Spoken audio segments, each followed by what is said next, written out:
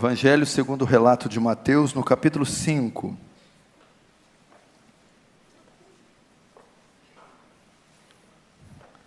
Diz assim no verso 13, Mateus 5,13. Vós, Jesus quem está dizendo, vós sois o sal da terra. Ora, se o sal vier a ser insípido, como lhe restaurar o sabor? Para nada mais presta, senão para ser lançado fora e ser pisado pelos homens. Até aí, fecha os olhos, vamos orar mais uma vez. Pai Santo, a Ti a honra, a glória, o louvor e o domínio. A despeito dos nossos pecados, das nossas incoerências, fala conosco essa manhã. Move em nosso coração, Senhor. Estamos cansados de especulações, teses, teorias, retórica. Oh Senhor, manifesta o Seu poder para uma geração tão carente como a nossa. Fala-nos e resgata o perfil singular que o cristão sempre teve em toda a história da igreja. Faz Teu reino avançar, Senhor, receba a glória para Si e nos conforma à imagem do Seu Filho, em nome de Jesus. Amém. Irmãos, avivamento é o tema desta conferência. E eu acredito que seja um dos temas mais oportunos, urgentes e pertinentes para a nossa geração. Sem dúvida, os rumos que a nação e a sociedade está tomando, a corrupção do gênero humano, está chegando a níveis tão altos, que só um avivamento é capaz, um avivamento que penetre todas as camadas da sociedade, só um avivamento é capaz de salvar essa nação corrupta. Nós devemos orar por isso? Devemos. Pregar sobre isso? Devemos. Só que eu vejo que existe algo. Deus, quando quer executar os seus planos e a sua obra, muitas vezes Ele faz uso de pessoas. Ele usa instrumentos. Se você estudar a história dos avivamentos, aqueles contidos na palavra, e durante os 2000 anos de histórias, você vai ver o grande despertamento. Ele usa Jonathan Edwards. Ali no condado do conde Nicolau van Zinzendorf, ele usa os morávios.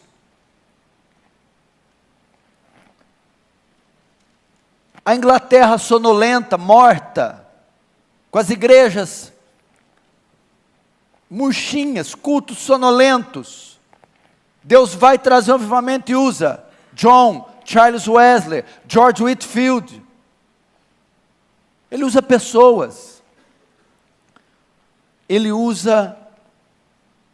faz uso da nossa instrumentalidade. E eu vejo que os cristãos de hoje estão perdendo a sua característica.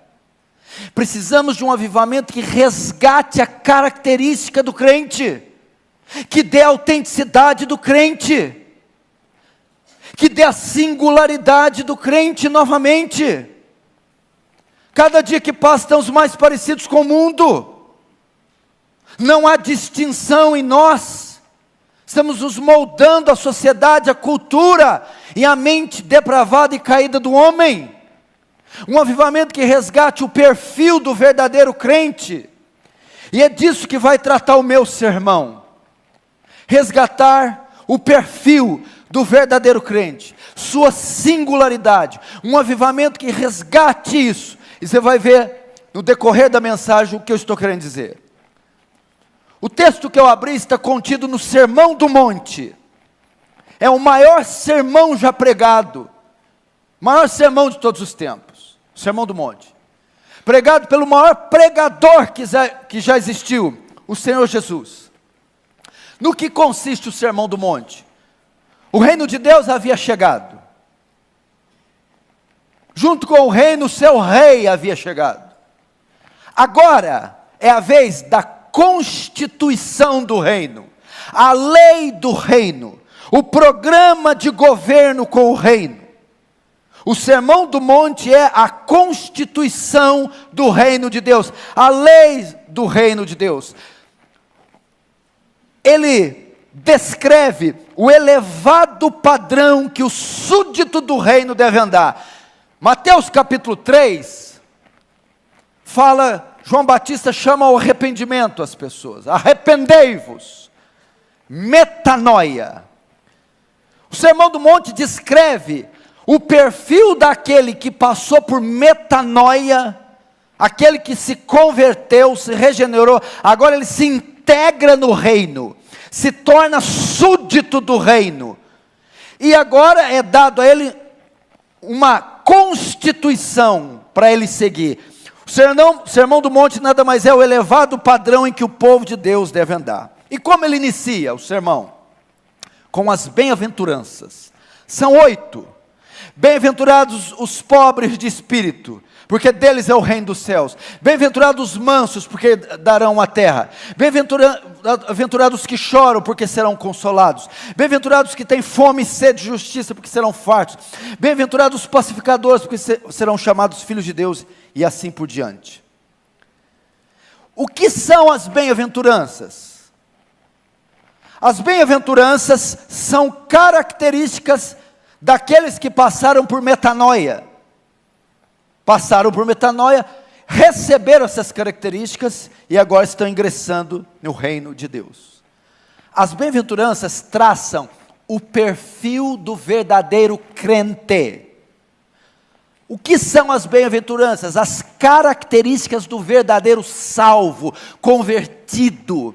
Isso é as bem-aventuranças. Você quer saber se você é salvo ou não? Olhe para as bem-aventuranças. Você quer saber se você é verdadeiramente convertido ou não? Veja as bem-aventuranças. As bem-aventuranças também servem como um teste para a nossa conversão. Características. Quais tipos de crentes deve ter? Bom, eu tenho pelo menos 3 das 8. O outro diz, eu tenho 2. E elas são para alguma classe de crentes. Tem crentes superiores que possuem, outros não. Não. Todos os crentes devem possuir todas as bem-aventuranças. Todas as categorias de crentes, o forte, o fraco, o novo convertido, o ancião, todos devem possuir 1, 2, 3, não, todas. Todos os crentes devem possuir todas as bem-aventuranças. Então, do verso 3 ao 12, a exposição do sermão consiste em Cristo delinear o caráter do verdadeiro crente. E ele termina com a última bem-aventurança: bem-aventurados perseguidos pela justiça. O que é isso? A 8ª bem-aventurança é fruto de possuir as demais, fruto de possuir as 7. Por possuir as 7, por ser pobre de espírito, manso, pacificador, quebrantado, chorar, então o mundo recebe isso com hostilidade. Então eu sou perseguido por possuir tais características. Aí vai uma pergunta: qual a última vez que você foi perseguido? Não é pela cunhada, o patrão, o marido, ou porque pagou a conta atrasada. É porque é justo, santo, reto, íntegro. Tal de perseguição está fora de moda, né? Aliás, Jesus falou algo: ai de vós quando todos falarem bem de vós. Tem ímpio falando bem demais de nós. Essa geração não sabe o que é perseguição. Ninguém nos odeia mais. Até o diabo está gostando muito da gente ultimamente. Somos inofensivos. Por que o mundo odia, repudia? Porque Jesus disse também: vós sois a luz. E quando a luz chega, ela expõe as trevas. É uma contracultura, a cultura do mundo. É um flagrante contra o pecado, então o mundo recebe com hostilidade. Agora no verso 13, que é o texto que eu abri, nós vamos entrar a uma nova sessão do Sermão do Monte. Primeiro, dos versos 1 a 13, vimos o que o crente é, as bem-aventuranças, qual o seu perfil singular. Agora do verso 13 em diante, vamos ver como ele manifesta na sociedade que vive o que ele é.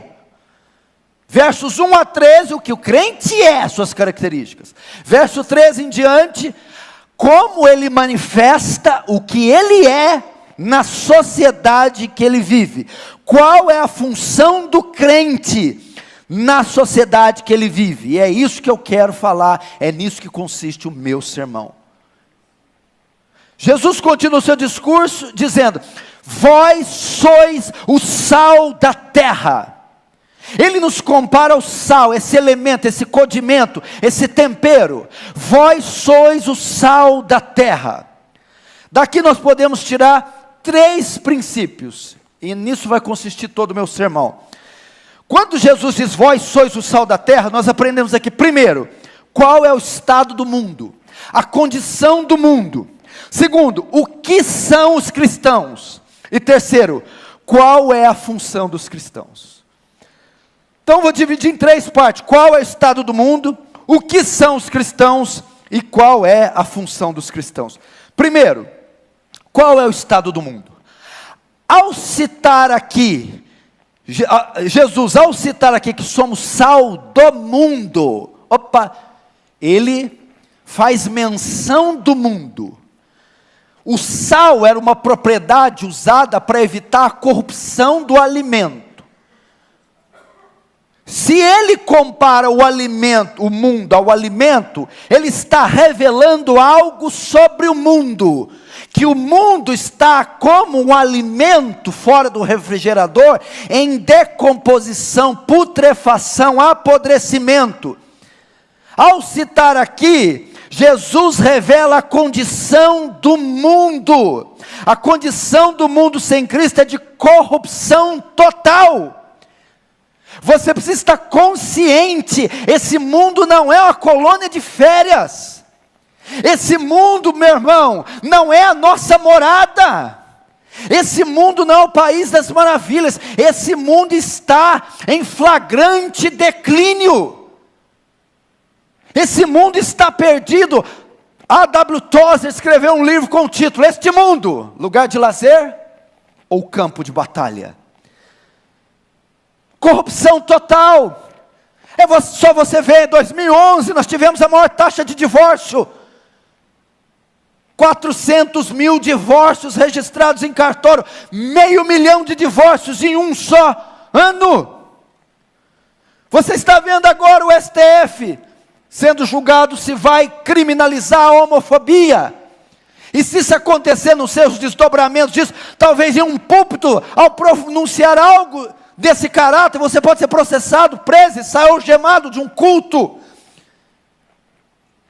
A revista VIP publicou que 72% dos homens e 65% das mulheres já foram infiéis aos seus cônjuges.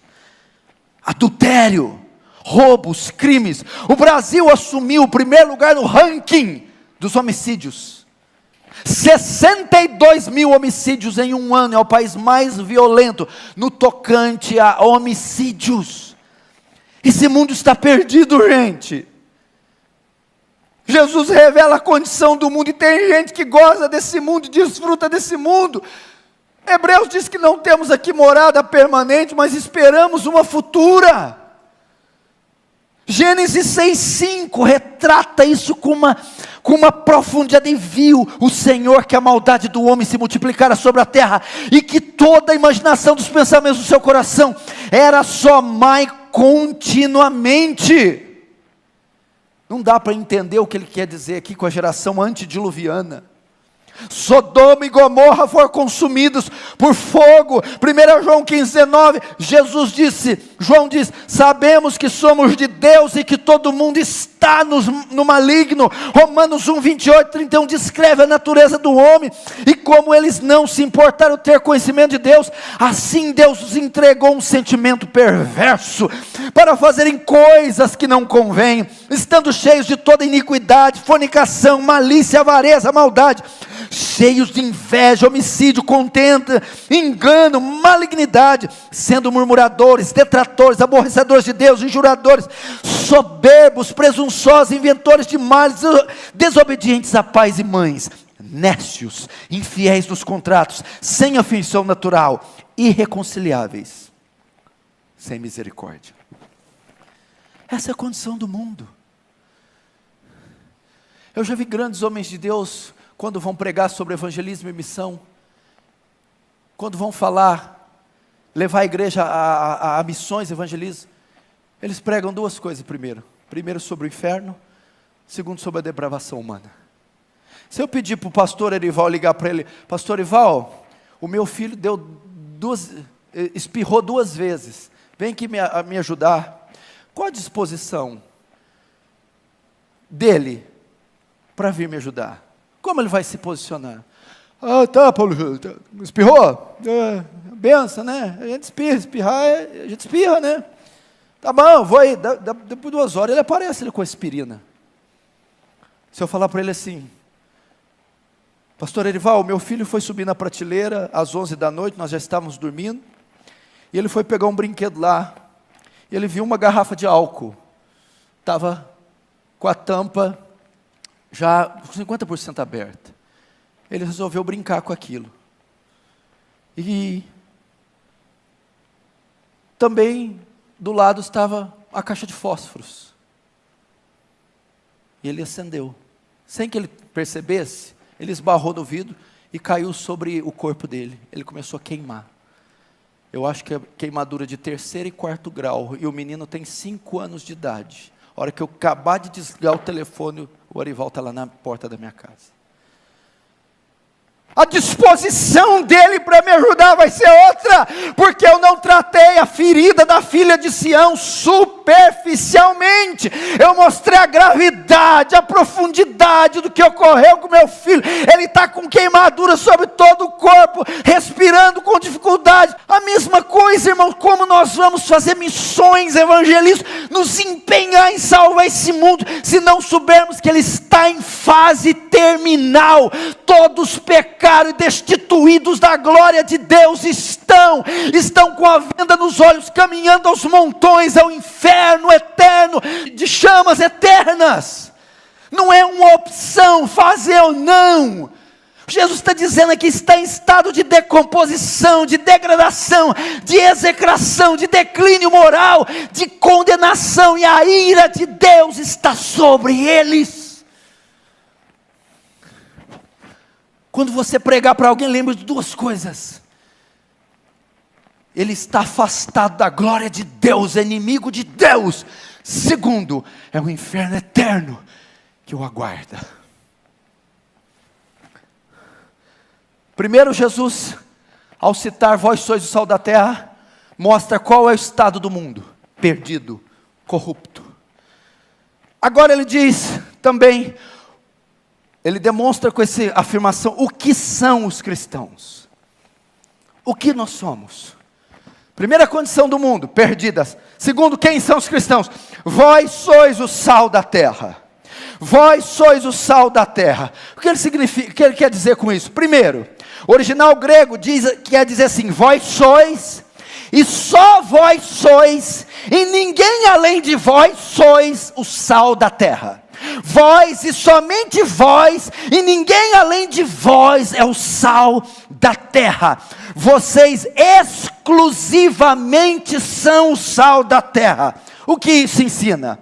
Primeira coisa que Jesus está querendo dizer: os cristãos são distintos do mundo. O sal é distinto de tudo que é colocado, ele é diferente, ele se distingue, se destaca pela sua singularidade, pelo seu sabor, pelas suas propriedades singulares. Irmãos, você tem que resgatar a sua singularidade. Nós somos distintos, não somos como o mundo, não nos vestimos como o mundo, falamos como o mundo, pensamos como o mundo. Ao dizer vós sois salvos, ele está dando exclusividade aos cristãos. O que faz o sal distinto? As propriedades singulares do sal. O que faz o crente distinto? As propriedades singulares, as bem-aventuranças. São características, propriedades que nos fazem criaturas, seres distintos de qualquer outro na face da terra. Cristo dá o exemplo, porque ele foi sal, foi distinto. João 17, 14, 15, deles a sua palavra, e o mundo os odiou. Não peço que os tire do mundo, mas que os livre do mal. Não são do mundo, como eu do mundo não sou. Cristo foi o ser mais distinto que pisou na terra. Irmãos, somos distintos. Bote isso na sua cabeça. Eu fico maluco quando eu vejo pastores, conferências e pregações e moveres e igrejas que fazem de tudo para tornar a igreja mais parecida com o mundo, mais mundana possível. É diametralmente oposto ao que Jesus ensinou. Agora, como somos distintos? Só no exterior? No caráter? Claro, temos que andar em retidão? Sim. As bem-aventuranças nos fazem distintos? Sim. Mas não é só isso. Somos distintos nas nossas palavras. Não saia da vossa boca nenhuma palavra torpe. Torpe no grego é podre, pútrida, inútil, imprestável. O crente é conhecido pela singularidade do seu vocabulário. Poxa! Que negócio é este crente bocudo que fala palavrão e gente! Sejam as vossas palavras sempre agradáveis, temperadas com sal. Nosso vocabulário é distinto. E vestimenta, não. O senhor vai falar de vestimenta. Mas se não vou falar. Pastor, mas Deus se preocupa com a roupa? Não, vem pelado na igreja então. Não preocupa não. Nós nos vestimos diferente, gente. Gente, eu odeio, detesto, não gosto de usos e costumes e legalismos. Tem uma coisa horrorosa, é o legalismo. Espera aí, irmãos. A Bíblia, veja só, ela não proíbe a beleza. Tem gente que acha que ser santo é ser feio. A mulher não faz o bigode, não rapa a perna, não lava o cabelo, não passa desodorante. Agora, o que a Bíblia proíbe é a sensualidade. Pode ser bonita, fina, elegante, charmosa, mas sensual não. Guarda teu corpo para o teu marido e para o seu Salvador. Somos distintos sim. Nós nos trajamos de forma conservadora, modesta. Há textos no Antigo e no Novo Testamento que mostram isso. A nossa família, Richard Baxter, o grande pastor puritano do século XVIII, ele mudou a cidade dele inteira por causa do testemunho da família dele. Somos distintos, nosso comportamento na sociedade, como alunos na sala de aula, com o nosso dinheiro, no nosso caráter. Essa é a grande marca da igreja e do cristão verdadeiro. Somos distintos. Quanto mais você se parece com o mundo, mais você se distancia de Cristo. Cuidado com isso. Cuidado da teologia da cultura. Tem que entrar na cultura, fazer parte da cultura, se moldar a cultura e morre com a cultura. Não, a gente vai até a cultura, prega o evangelho e transforma a cultura. É isso que a gente faz, porque a cultura da Bíblia é uma contracultura à cultura do mundo. Algumas coisas são apreciáveis. Graça comum, para quem já estudou. Deus dispõe a sua graça, além dos eleitos, alcança. Todo esse mundo tem as digitais de Deus. Agora, filho, não dá para fumar maconha para a glória de Deus, não. Não dá, não. Cuidado com isso, somos distintos, irmãos. Que mais? Primeiro, qual a condição do mundo? Segundo, o que são os crentes? Terceiro, qual é a função dos cristãos? Agora presta atenção. São distintos do mundo, mas devem ter contato com o mundo.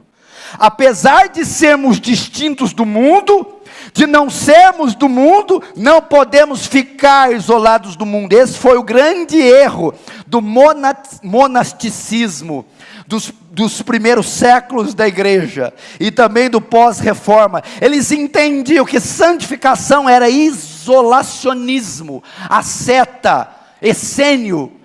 Não é isso. Somos distintos do mundo, não somos do mundo, mas temos que estar no mundo. O sal dentro do saleiro não tem efeito nenhum. Mateus 5,14 diz: vós sois a luz do mundo. E não se pode esconder uma cidade construída, um crente cheio do Espírito Santo, sobre o monte, um crente autêntico, vigoroso, nascido de novo. Ele se destaca, ele brilha, ele influencia, abre alas que o crente está passando. Agora esses crentinhos, pastor Eivaldo, crentinho miúdo, crentinho que não, rapaz, ele não é notado nem pelas palmeiras, nem pela, sabe?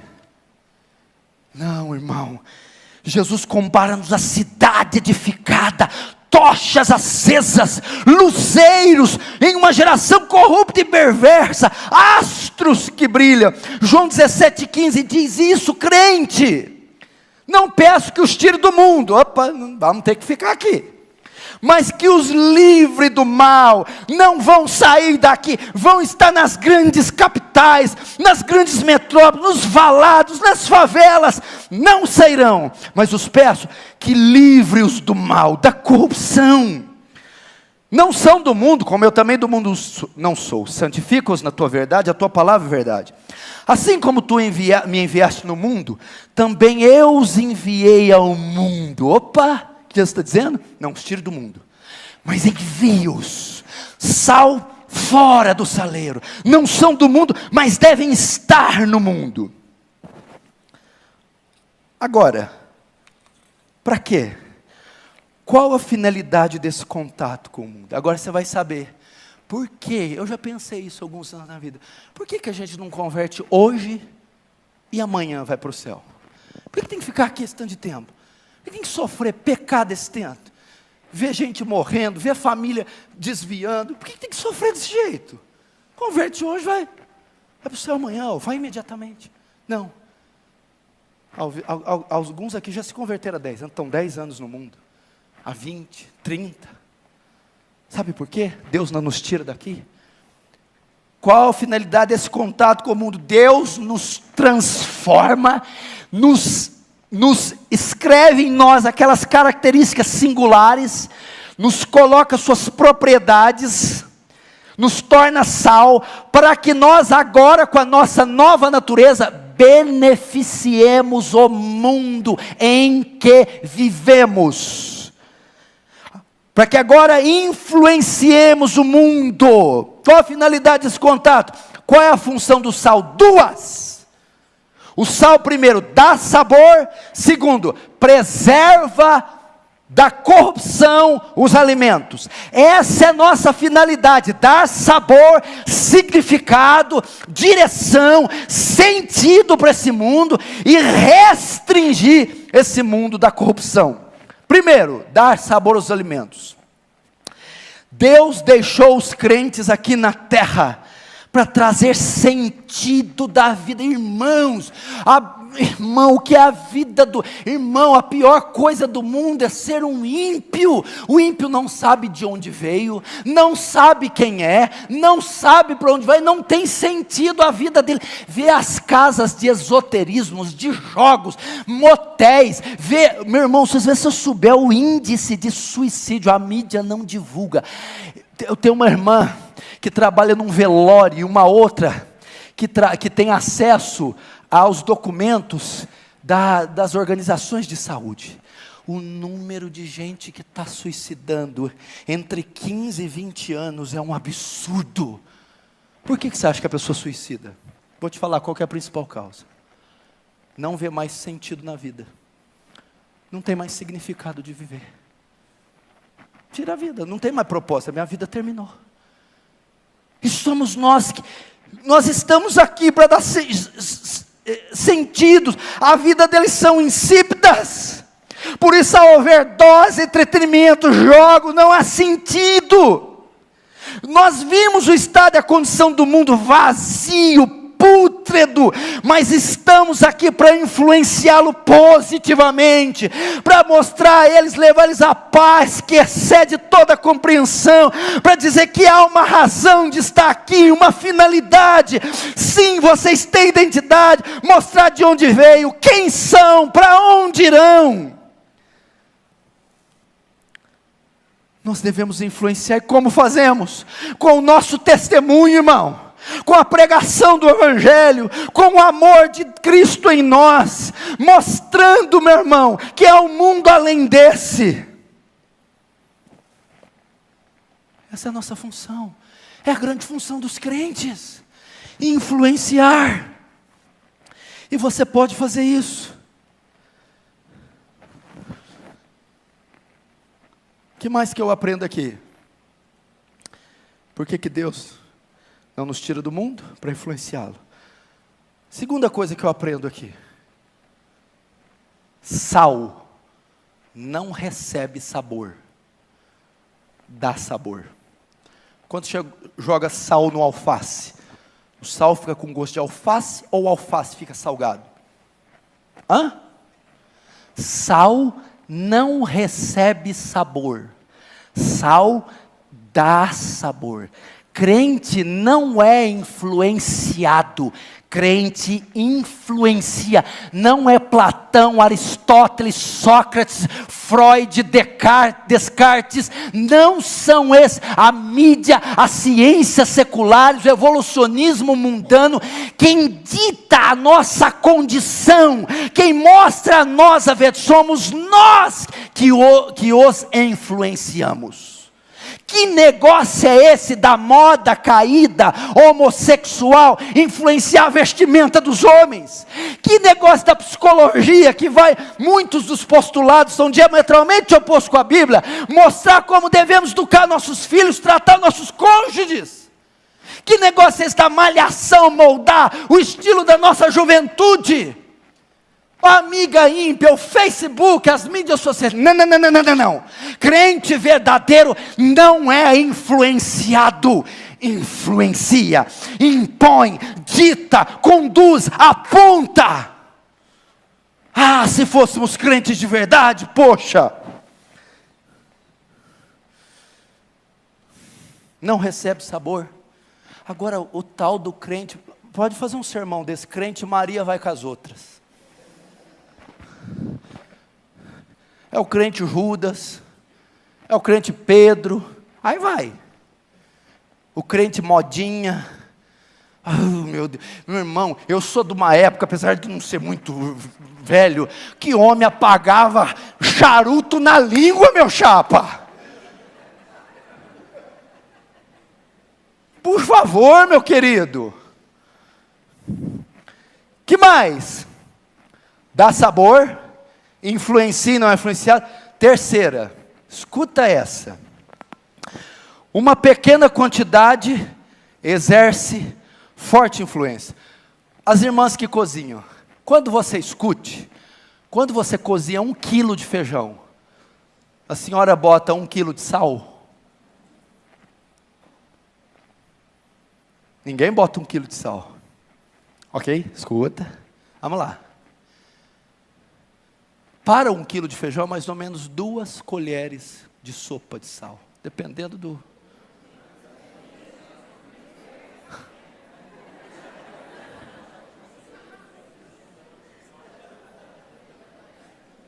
Entrar em um acordo?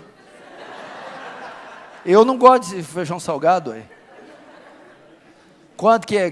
Quem cozinha mais tempo pode falar. Quem tem mais de 50 pode falar. Quanto? 2 colheres de café, menos ainda, para 1 quilo. Eu fiz as contas, dá mais ou menos Eu vou exagerar um pouquinho, 13 gramas. Escute isso aqui. Uma pequena quantidade exerce, gente do céu, 13 gramas, ou 2 colheres de café, consegue influenciar, salgar, encharcar, saturar 1 quilo de sal, Jesus de Nazaré. 1 quilo de feijão, Jesus de Nazaré. Só essa conferencinha pequenininha, com esse monte de gato pingadinho, nessa estupenda metrópole, pode fazer um arraso. Um crente só é uma bomba.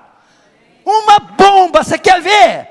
John Knox, quando ele volta para a Escócia em 1749, irmãos, a religião oficial da Escócia era catolicismo romano. Um ano depois, em 1750, com a presença dele no parlamento, na política, as orações de influência, o parlamento decreta agora que a religião oficial da Escócia é o protestantismo. Um homem, o quanto um crente verdadeiro pode fazer. O que um João Batista fez, virou o tempo de pernas para o ar. O que um Paulo de Tarso fez, pegou a Ásia Menor inteira e botou de joelhos. Daniel 1:3-16.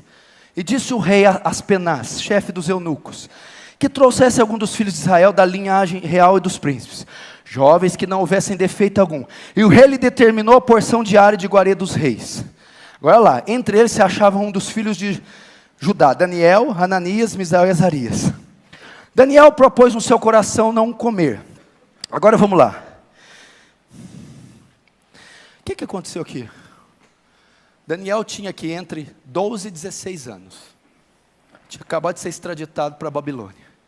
O chefe da guarda de Nabucodonosor ordenou uma porção, o tipo de comida que os escravos iam comer. Daniel era santo, filho. A lei dizia, isso não pode, e não comia. É um menino de 15 anos. Chama lá o capitão, chama lá o coronel, o general de Nabuco. Olha, eu não vou comer isso aí não. E outra coisa, não vou comer isso aí, meus amigos não vão comer, e você vai fazer um acordo comigo, e se daqui 10 dias não estiver melhor, eu como. Sabe por que o chefe dos exércitos da guarda disse? Que assim seja. Um menino de 15 anos botou de joelho, influenciou o chefe da guarda. Sal, pequena quantidade, não é influenciado. Ele mudou. Ele mexeu no código, ele mexeu na lei, ele fez com que a pessoa retrocedesse. Olha a influência, por causa da convicção na lei. Isso é o sal da terra. Vou dar um exemplo aqui de um jovem, não sei se ele está me assistindo, um jovem da nossa igreja, Jonathan. Ele trabalhou numa farmácia de manipulação um tempo, e ele trabalhava com pessoas de todo tipo. E tinha uma lésbica que trabalhava com ele. Essa lésbica morava com outra mulher. Eu estou falando aqui de influenciar. E convivendo, ela ficou impactada com o testemunho dele. E quando conversavam, sempre trocavam palavras, ele citava a Bíblia e tal. E ela admirada com o testemunho daquele jovem. Lésbica, morava com mulher. Aí um dia, ele citou um dito de Richard Wurmbrand, Torturados por Amor a Cristo, que dizia, o judeu gosta de usar para o termo palavra, eu não gosto de usar palavra, eu gosto de dizer joia. Porque o judeu valoriza tanta palavra, que ele chama de joia. Então, quando você não tem uma joia para dar, fique calado. A ideia é, não use as palavras tolas. Sal, influencia, não recebe influência. Menino, você está mexendo tanto comigo que eu vou voltar a gostar de homem. Ela ficou apaixonada por ele. Queria largar a amante e se envolver com ele. O testemunho foi tão forte, o sal influenciou de tal maneira, que a lésbica queria deixar a prática homossexual, porque tinha uma pitada de sal naquela repartição pública. Tinha um jovem, um crente, se impondo, mostrando a sua fé, mostrando quem é que manda. Ah, querido, não tem homossexualismo que fica de pé. Segundo, estou terminando, fica tranquilo. Não olhe no relógio. Cada vez que você olhar, eu vou acrescentar 15 minutos. Já foi 2 irmãos que olharam, é meia hora. O Rival me deu 1 hora, então, para dar 1 hora, eu tenho que terminar 12:10. Segunda propriedade do sal. Primeira, influenciar. Jesus está dizendo no Sermão do Monte, traçou nossas características. Qual a nossa missão na terra? Influenciar o mundo. Primeiro, influenciamos positivamente. Segundo, qual é a função do sal? A carne, principalmente, naquela época, nós não tínhamos métodos tão avançados de conservar alimento como refrigeradores, baixas temperaturas. Como eles conservavam o alimento, principalmente a carne, e esse método é usado até hoje. Eles salgavam a carne, não é assim com bacalhau, charque, com essas outra carne aí, carne de sol, Nordeste, é benção, amo carne de sol. Usavam sal, por quê? A carne contém germes, bacilos, que com o tempo fazem com que aquele elemento comece a se decompor, apodreça. Quando você coloca o sal impede, ele contém esses bacilos, esses germes, e ele conserva a pureza, a integridade do alimento. Jesus disse que a terra, a escola que você estuda, universidade, sua vizinhança, sua casa com os familiares ímpios, as grandes instituições, a lei, o Senado, essas instituições estão cheias de bacilos, de germes, estão se corrompendo, estão se degradando, estão se bebendo iniquidade como água. Vós sois o sal da terra, significa que a presença de um crente naquela sala de aula, a presença de um crente naquela repartição pública, a presença de uma igreja naquele bairro, a presença impede que a depravação se propague, impede a corrupção de se alastrar. Ela eleva o padrão de moralidade. Vou te dar um exemplo muito simples. Está na sala de aula. Vamos colocar aqui ensino fundamental, ou até médio. 50 alunos. Uma professora de esquerda, ou uma professora devassa. E ela vai estar lá. Porque ela está dizendo sobre a história. Porque no século XVIII... século XVI, a tradução daquela porcaria de livro, ela dizia, ela lembra que tem uma menina de 15 anos crente, sentada na 4ª fileira à esquerda, que tem um testemunho bíblico, santo cristão. A hora que ela vai blasfemar da escrito, porque tem aquela ela lembra da menina e muda de ideia. A presença, sal, inibiu a professora de blasfemar da palavra, ou seja, restringiu a corrupção, porque a mulher conhece o testemunho daquela jovem, a retidão, a integridade.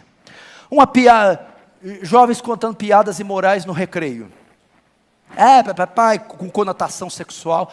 Chega o crente, hora que muda de ideia, muda de assunto, o José está vindo ali, a hora que ele chega, então, a gente estava falando aí do governo Bolsonaro, né?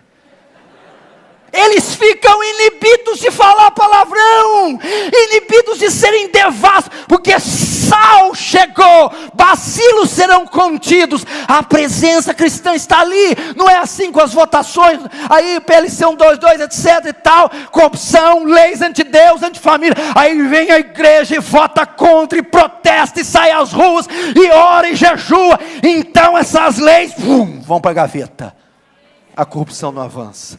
Agora, Arival, sabe o que acontece?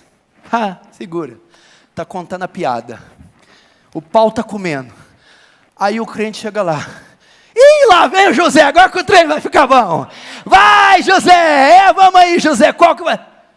Irmão, o que é isso? É a pura verdade. Quem que fica inibido de pecar na sala de aula por causa da tua presença? Seu marido, seus filhos, caso não sejam convertidos, é assim. Você quer ver um exemplo disso extraordinário? Sabe quem inventou a Coca-Cola? Os puritanos. Estude a história da Coca-Cola, eu estudei a história da Coca-Cola. Presta atenção.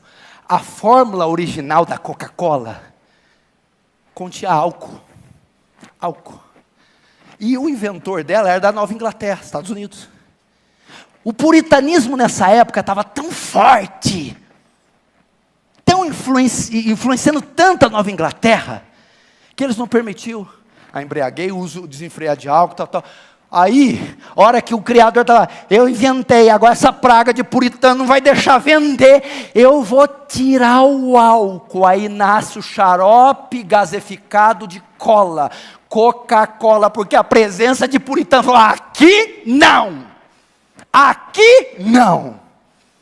Olha que coisa fantástica, a presença, irmão, restringe do pecado. Vós sois o sal da terra. Agora, caminhando para o fim.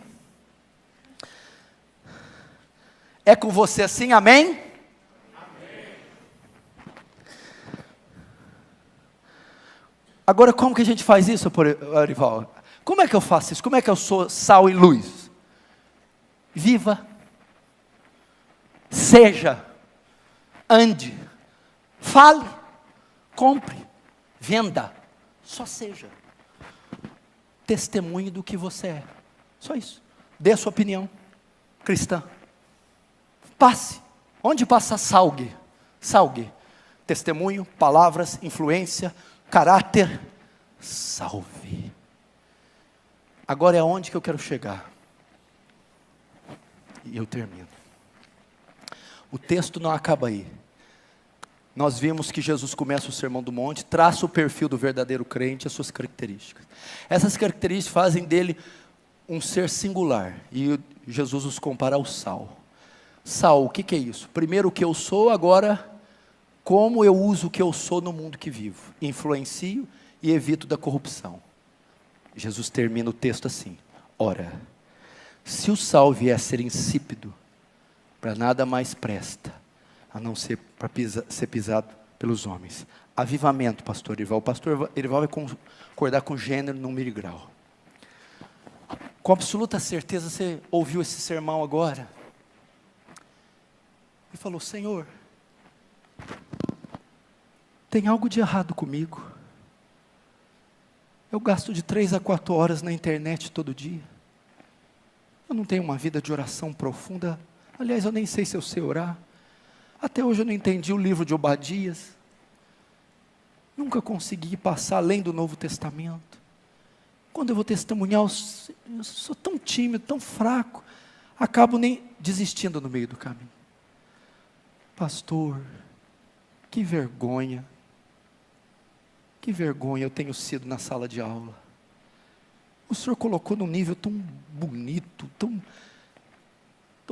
um nível tão robusto, mas eu não sou assim. O que acontece? Jesus vai dizer assim, ora, se o sal vier a ser insípido, para nada mais presta. Se o sal perder suas propriedades singulares, características, ele não é mais sal, ele não salga.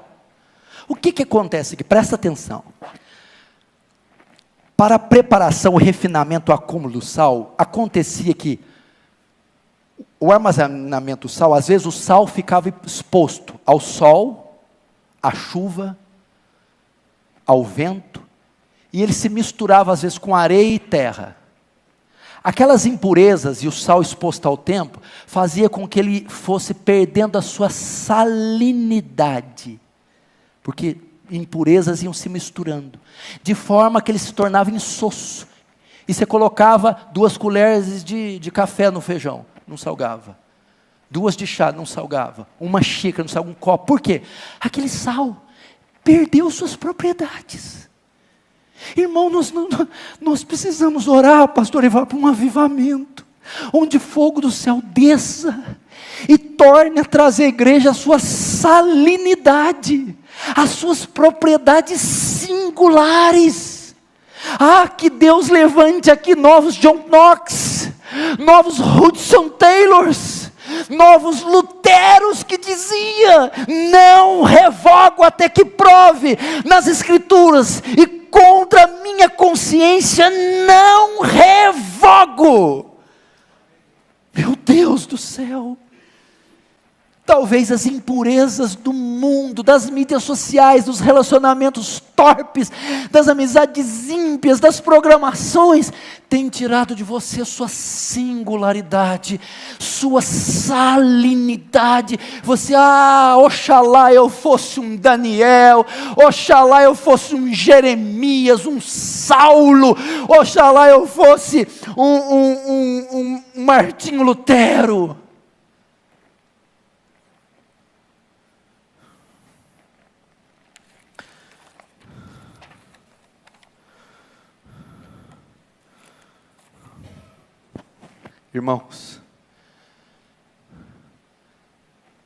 Irmãos, 1 pode contra 1000, 2 pode contra 10.000, irmão. Vamos acordar, igreja. São Paulo está perdida. Veja os desdobramentos dessa cidade, gente.